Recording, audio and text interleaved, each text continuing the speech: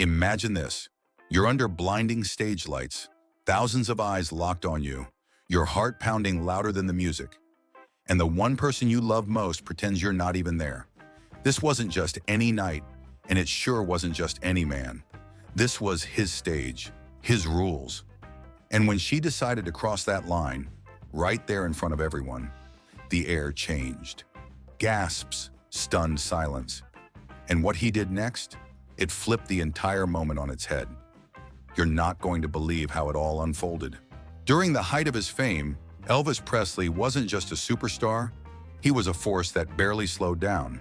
From one dazzling concert to the next, he seemed to live under a spotlight that never dimmed. But while the world saw the king of rock and roll captivating crowds, there was someone else living in the shadow of that spotlight. His young wife, Priscilla. Behind the glitz, their relationship was quietly unraveling under the weight of fame, distance, and emotional disconnection. He was always somewhere else, and when he was home, he often wasn't really there. Even during his rare breaks between shows, Elvis avoided returning to Graceland.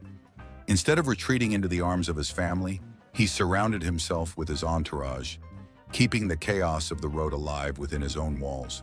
For Priscilla, every missed moment added up. Every skipped dinner, every quiet night alone, every unanswered call across the house. It wasn't just about physical absence. It was about emotional abandonment. She wasn't just competing with his music, but with the endless demands of the fame machine that never let him rest. And so, left in a mansion that felt increasingly cold, Priscilla began to reach for something, anything, that would pull him back toward her. The longing for his attention became a kind of silent battle cry, sometimes whispered through small gestures, sometimes shouted through bold, unpredictable acts. Because when love turns into a competition with the spotlight itself, sometimes the only way to be seen is to step into it. What she did next may have been risky, even reckless, but in her heart it was the only move left to make. Elvis's concerts were more than just performances. They were experiences, carefully choreographed to stir hearts and spark headlines. One of his signature moves, loved by fans and whispered about in magazines, was the moment he'd invite a group of women onto the stage for what became known as the kissing ritual. It was cheeky, flirtatious, and undeniably thrilling for the audience. Each night, under the gleam of the spotlight and the roar of screaming fans, Elvis would offer pecks on the cheek, or more, to eager admirers, adding fuel to the fantasy that he belonged to everyone, even if just for a second. But one night, something different happened. Unbeknownst to Elvis, someone in that line of starstruck women wasn't just another fan. Priscilla had a plan, equal parts mischief and desperation. She slipped into a sleek black dress, one that clung just right, and pulled a hood over her head to complete the disguise. The neckline plunged daringly low in the back, her hair carefully arranged to hide the dress strap, making it seem from a distance as though she was bare. It was a move born of boldness and a hint of heartbreak. Maybe if she shocked him just enough, she thought, he'd stop. He'd see her. It was a gamble, no question about it. She wasn't just stepping on stage. She was stepping into his world, his spotlight, his rules. But in that moment, Priscilla wasn't thinking about stage etiquette or the roaring crowd. She was thinking, he'll finally have to look at me. After all the silence, all the emotional distance, all the nights he chose the stage over their home, this was her move, her message, and her moment. At least that's what she thought. As she stepped into the glow of the spotlight, Priscilla braced herself for the reaction. The crowd roared, first in excitement, then in confusion.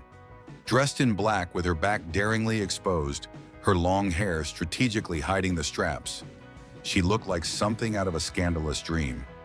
But Elvis, he didn't flinch. He didn't pause.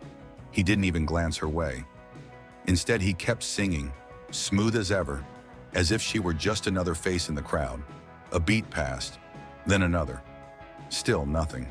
He let the moment hang in the air like suspended silence between notes. The audience didn't stay silent, though. As realization, or perhaps misinterpretation, swept through the crowd, it was replaced with a wave of gasps, giggles, and shouted remarks. From a distance, with the lights playing tricks on their eyes, it looked like a topless woman had cornered Elvis on stage. The oohs and ahs echoed like ripples of disbelief, and that low buzz of scandal rippled through the crowd like wildfire. Some thought it was part of the act. Others were too stunned to know what to think. One thing was certain: no one was looking away. But for Priscilla, those seconds stretched into something much more than stage time. Standing there, frozen in the blinding heat of the spotlight, her nerves began to unravel. She leaned in closer, whispering through clenched teeth, kiss me so I can sit down." Her voice was desperate now, trembling beneath the surface of her smile. Still, Elvis didn't move. He didn't break the rhythm. He simply let the moment play on, turning her prank into a standoff, her spotlight into a trap. And with every note he sang, her heart sank a little deeper into the silence between them. He let her stand there, not for a moment, not for a minute, for the entire song. While the band played on and his voice carried effortlessly through the hall, Elvis kept her there, motionless, wordless, held hostage by the spotlight and the weight of every pair of eyes in the room. And just when it seemed like she might turn and walk away, bury the moment, and pretend it never happened, he stopped. With a grin only he could pull off, he finally turned toward her, pulled her close, and kissed her. Then, in one sweeping gesture, he introduced her to the crowd. Not as a mystery woman, not as a fan, but as his wife. The crowd erupted, but for Priscilla, the noise felt like a blur. Her cheeks flushed, not just from the lights, but from the emotional whiplash. 1 second, she was invisible. The next, she was exposed. That kiss might have sealed the joke for Elvis, but it didn't erase the sting of being left to sweat under the gaze of thousands. She smiled, sure. What else could she do? But inside, she was scrambling to stitch her dignity back together. Her heels tapped a little quicker on the way back to her seat, each step echoing like a beat of retreat. In that surreal moment, laughter and humiliation tangled in the air. It was classic Elvis, charming, teasing, always in control of the show. But beneath the surface, something more complex was unfolding. This wasn't just a prank gone awry. It was a power play wrapped in affection, a tug of war between two people trying to be seen, trying to be heard, trying to hold on to each other in the only ways they knew how. It was flirtation mixed with frustration, a public moment laced with very private emotions. And while the audience laughed and clapped, only they knew the weight of what had really just happened. That night on stage may have felt like an isolated moment, one strange, shimmering incident under the hot lights. But it wasn't. Not really. It was just one act in a much longer play, one Priscilla had been performing for years. Her life with Elvis often felt like a delicate dance between being adored and being overlooked. And when attention was scarce, she learned to get creative. That playful, on-stage prank? It wasn't the first, and it wouldn't be the last. Because when affection starts to feel like a performance, sometimes the only way to get a reaction is to rewrite the script. Off stage, her strategies took different forms. Subtle at times, bold at others. She began experimenting with her appearance. Skimpier dresses, daring fabrics, silhouettes that clung to her like second skin. Each outfit wasn't just a fashion choice. It was a signal, a silent question. Are you looking now? And sometimes he was. She'd step into a room and catch a spark in his eye, hear the low whistles from his friends, and feel, for just a second, like she had the power to stop time. She wasn't just a wife, she was a statement, a message, a challenge. Elvis didn't always say much about these changes, but when he did, it landed like thunder. Sometimes he'd grin with pride, boasting about her beauty like a man who knew he'd won the jackpot. Other times, his compliments came laced with teasing, a touch of control hiding behind a joke. He loved to show her off, yes, but only on his terms. If someone else admired her too much, his smile could tighten. It was a strange mix. Possessiveness disguised as praise, flirtation wrapped around control. Their relationship thrived in this electric tension, a constant push and pull between love and performance, affection and audience. And in the end, every spotlight moment revealed far more than just what met the eye. That moment on stage, the lights, the music, the laughter, it might have looked like a harmless prank, a quirky joke between husband and wife. But look a little closer and you'll see something much deeper. That wasn't just humor, it was a silent plea. A cry for connection that played out in front of thousands.